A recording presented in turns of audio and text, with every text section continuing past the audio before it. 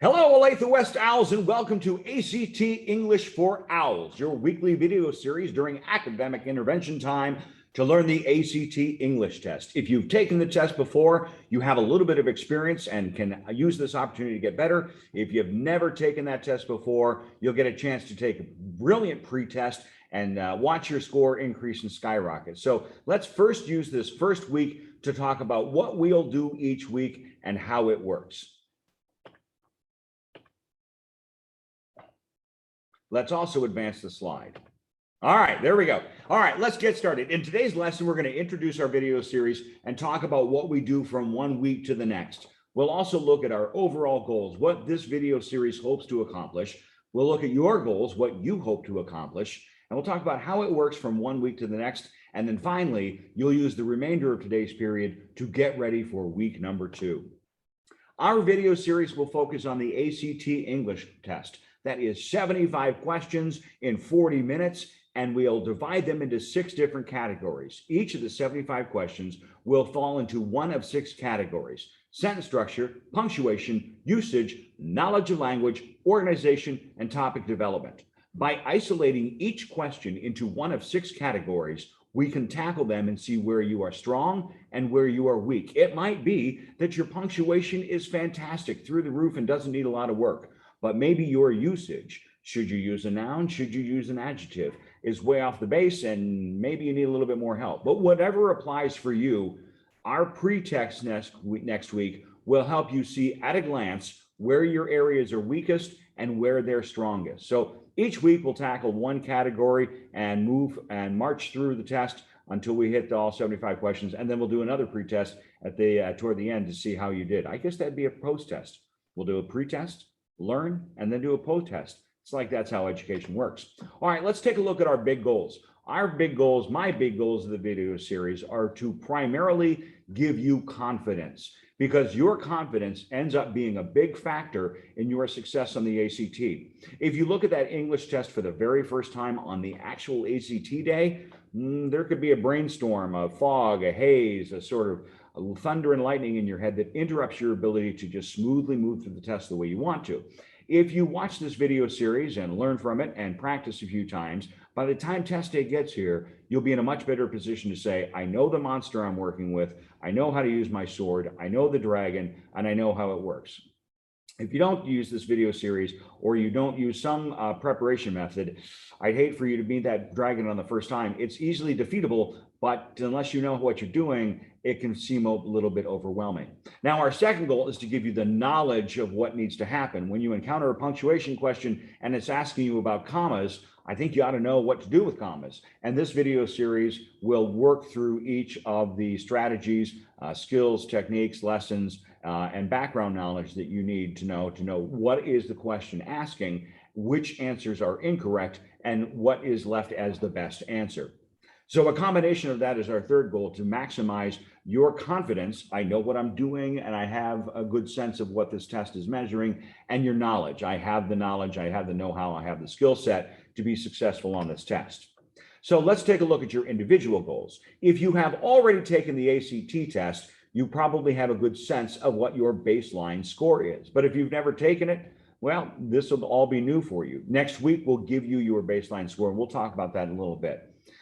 You know, imagine that I was going to join a gym and I wanted to lose some weight. Well, if I got a personal trainer, and I'm functioning as your personal trainer for the ACT, but if I went to a gym and got a personal trainer, the first thing he or she would do would put me on the scale. And frankly, I'm probably not going to be happy with the number, because there's a reason I'm joining a gym, right?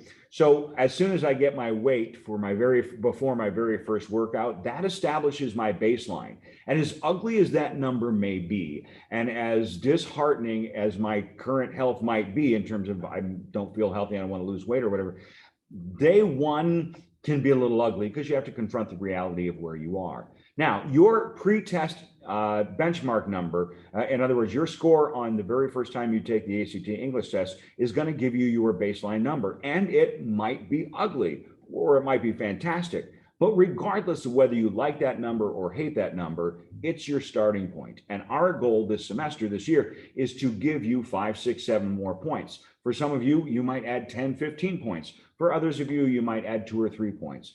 But watching this video series ought to guarantee that your number will at least improve, right? So where we want to kind of target is the number 18. 18 is what the ACT says is college ready. If you can get 18 on the English test, then you will get a B or A in most college writing assignments and classes, right?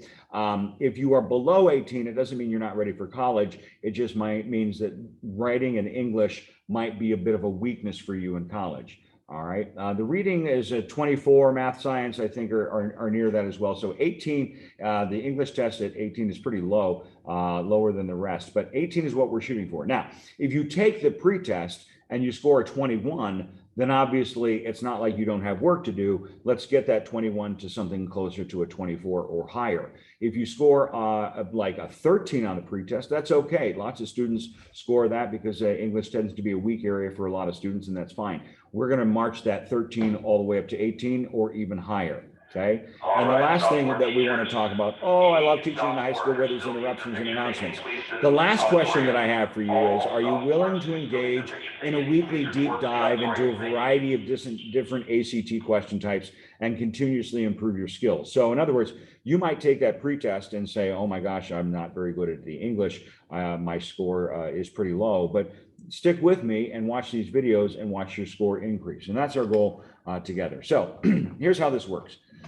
This week is going to be an introduction to the video series. We'll use the last part to set your stage for success the following week. Week number 2 will be an opportunity to take your pretest. All 45 minutes of your AI time next week are going to be spent on the pretest, because it's a 40-minute test. Give yourself 5 minutes to get ready, and there goes the entire hour. So we'll talk about some strategies to maximizing your 40 minutes there at the end of this video. But after that, after you get your pretest data, you'll have a score, you'll have your itemized question analysis, and then we're just going to break down by each area. So I might say, for example, this week we're going to work on these 12 questions, and we just march through each of those questions.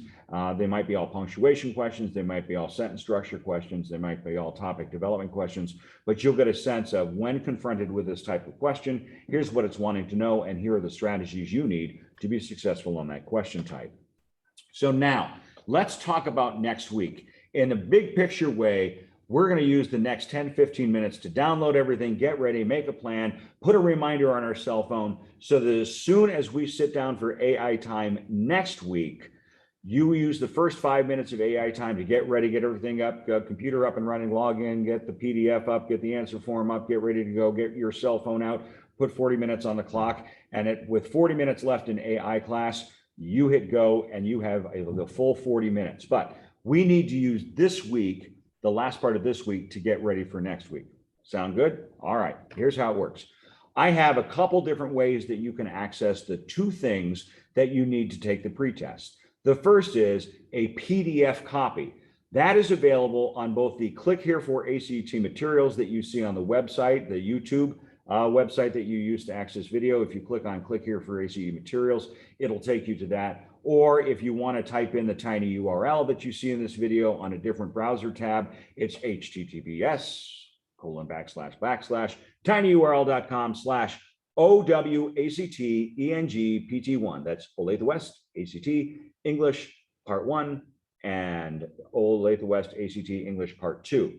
That will give you the 2 resources. Now, if you click on the Click Here for ACT materials, you'll see the English folder, open that up. You'll see the pretest folder, open that up. You'll see a PDF copy of the pretest and a link to the answer form.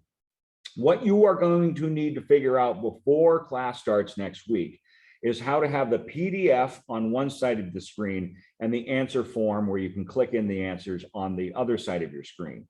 Maximize your windows, set your windows, resize so that everything's comfortably laid out and you kind of scroll through one and also scroll through the other. So just vision that that's kind of how it has to look on your screen.